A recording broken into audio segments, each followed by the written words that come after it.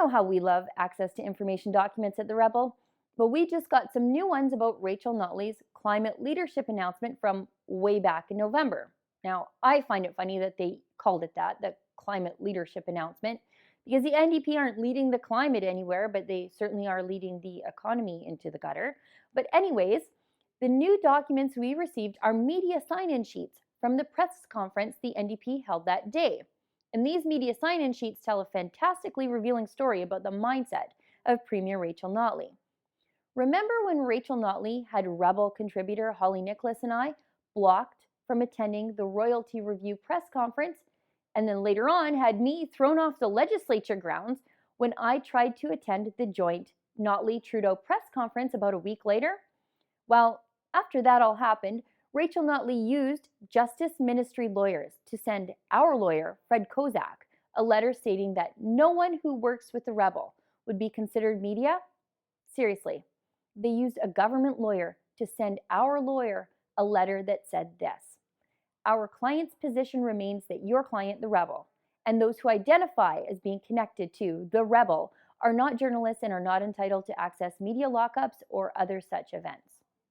Well, now that we have these sign-in sheets, I can see who Rachel Notley does consider a journalist. And she considers people from Green Energy Futures, Environmental Defense, and Equiterre to be journalists. Green Energy Futures on its website says it's a multimedia storytelling project that is documenting the clean energy revolution that's already underway. Now, I probably disagree with most of everything they do, but I would never say that they couldn't be there at a press conference to listen to the government make announcements. Environmental Defense says they are Canada's most effective environmental action organization. They say they challenge and inspire change in government, business, and people to ensure a greener, healthier, and more prosperous life for all.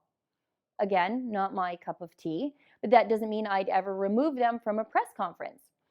And the last one I mentioned, Equiterre, is based in Quebec. And this is what they say they do. Equiterre helps build a social movement by encouraging individuals, organizations, and governments to make ecological and equitable choices in a spirit of solidarity.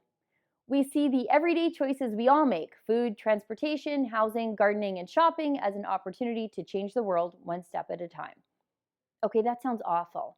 That sounds like a heck of a lot of hippie talk and dirty social justice hippie living. It's the kind of thing that I would run away from like my hair was on fire.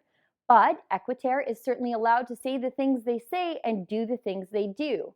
And in Alberta, this Quebec-based organization is allowed to be at government press conferences. But Rachel Notley banned the Rebel. Why? Because at the Rebel, we are skeptics.